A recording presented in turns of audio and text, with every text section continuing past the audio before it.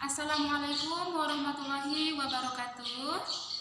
Alhamdulillahirabbil alamin wassalatu wassalamu ala asyrofil anbiya'i wal mursalin wa ala alihi wa sahbihi rasulillahi ajma'in. Amma ba'd.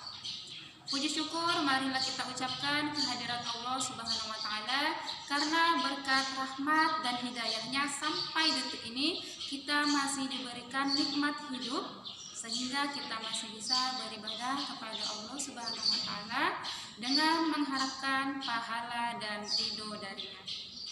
Dan tak lupa pula salawat beriring salam marilah kita sampaikan kepada Nabi junjungan kita, Nabi besar Nabi Muhammad Sallallahu Alaihi Wasallam dengan mengucapkan lafaz Allahumma sholli ala Muhammad wa ala ali Muhammad. Semoga dengan seringnya kita membacakan salawat kita mendapatkan pertolongannya di hari kiamat kelak. Amin ya rabbal alamin. Baik, anak-anak Ustazah ingin menyampaikan suatu kisah di zaman Rasulullah, di mana dulu ada seorang pemuda bertanya kepada Rasul, yaitu dia bertanya kapan hari kiamat itu datang. Lantas Rasulullah menjawab, jangan tanyakan hari kiamat itu kapan datang, tapi tanyakan apa yang sudah dipersiapkan untuk menghadapi hari kiamat tersebut. Kemudian sang pemuda tersebut menyampaikan, saya tidak mempunyai persiapan apa-apa kecuali saya mencintai Allah dan Rasul. Kemudian Rasul bersabda, anta ma'aman ahbabata, yang artinya engkau bersama orang yang kau cintai. Hadis riwayat Al-Bukhari dan Muslim. Jadi anak-anak Ustazah, jika kita ingin bersama Rasulullah, ingin bertemu Allah nanti, kuncinya adalah cintai Allah dan Rasulnya, seperti perkataan Nabi kita sendiri, yaitu anta ma'aman ahbabah, engkau bersama orang yang engkau cintai. Ya, intinya itu cintai Allah dan Rasulnya, tentunya dengan cara laksanakan perintah Allah, ikuti sunnah-sunnah Rasul, jalankan sunnah-sunnah Rasul, dan tinggalkan larangan Allah dan Rasulnya. Oke, anak-anak Ustazah, sekarang kita akan masuk ke materi pembelajaran kita, yaitu tentang perkembangbiakan tumbuhan secara generatif. Perkembangbiakan tumbuhan dibagi menjadi dua, yaitu perkembangbiakan tumbuhan secara generatif dan perkembangbiakan tumbuhan secara vegetatif. Nah, kali ini kita akan mempelajari terlebih dahulu perkembangbiakan tumbuhan secara generatif. Apa itu perkembangbiakan tumbuhan secara generatif? Perkembangbiakan generatif pada tumbuhan yaitu perkembangbiakan secara kawin. Perkembangbiakan generatif umumnya didahului dengan proses penyerbukan atau polinasi, yaitu peristiwa jatuhnya benang sari ke kepala putik. Adapun tumbuhan yang mengalami perkembangbiakan secara generatif yaitu tumbuhan berbiji. Bagian tumbuhan yang sangat penting dalam proses perkembangbiakan tumbuhan berbiji adalah bunga. Bunga memiliki bagian-bagian berupa tangkai bunga, dasar bunga, kelopak, mahkota, benang sari, putik, dan bakal biji. Masing-masing dari bagian bunga tersebut memiliki fungsi, yaitu tangkai bunga. Coba perhatikan gambar ini, di mana tangkai bunga merupakan bagian yang berada pada bagian bawah bunga dan berfungsi sebagai penopang bunga dan penyambung antara bunga dengan batang atau ranting.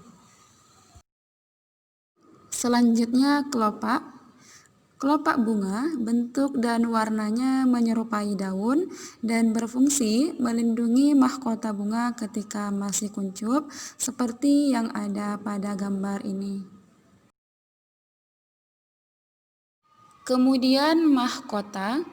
Mahkota disebut juga perhiasan bunga karena memiliki warna yang bermacam-macam dan menarik. Warna yang menarik inilah yang akan memikat kupu-kupu agar hinggap di bunga untuk membantu proses penyerbukan. Perhatikan gambar ini, yaitu putik. Putik memiliki fungsi sebagai alat kelamin betina pada bunga. Penyerbukan akan terjadi bila serbuk sari menempel pada kepala putik. Kemudian bagian benang sari. Benang sari terdapat di bagian tengah bunga yang berdekatan dengan mahkota bunga. Benang sari merupakan alat kelamin jantan pada bunga. Benang sari terdiri dari kepala sari dan serbuk sari. Serbuk sari ini yang terdapat pada kepala sari bersifat ringan dan mudah tertiup angin. Selanjutnya proses penyerbukan. Proses penyerbukan adalah peristiwa jatuhnya serbuk sari ke kepala putik. Peristiwa jatuhnya serbuk sari ke kepala putik dapat terjadi melalui beberapa perantara, di antaranya oleh angin, air, dan serangga. Untuk perantara angin dapat membantu penyerbukan. Serbuk sari yang diterbangkan oleh angin dapat hinggap pada putik bunga lain. Kemudian penyerbukan oleh air. Nah, penyerbukan ini terjadi pada saat hujan. Air hujan mengenai serbuk sari dan air hujan yang mengandung serbuk sari kemudian jatuh dan mengenai putik sehingga terjadi penyerbukan. Kemudian serangga. Contoh serangga adalah lebah. Lebah ini merupakan salah satu serangga yang sering menyebabkan terjadinya penyerbukan. Pada saat lebah menghisap nektar bunga, sebagian serbuk sari menempel pada kaki lebah. Ketika lebah hinggap lagi pada bunga yang lain, serbuk sari yang terbawa akan menempel pada kepala putik sehingga terjadi penyerbukan. Kemudian proses pembuahan. Setelah terjadi penyerbukan, serbuk sari melepas sel sperma ke dalam bakal biji, kemudian melebur dalam sel telur. Peristiwa meleburnya sel sperma dan sel telur disebut pembuahan.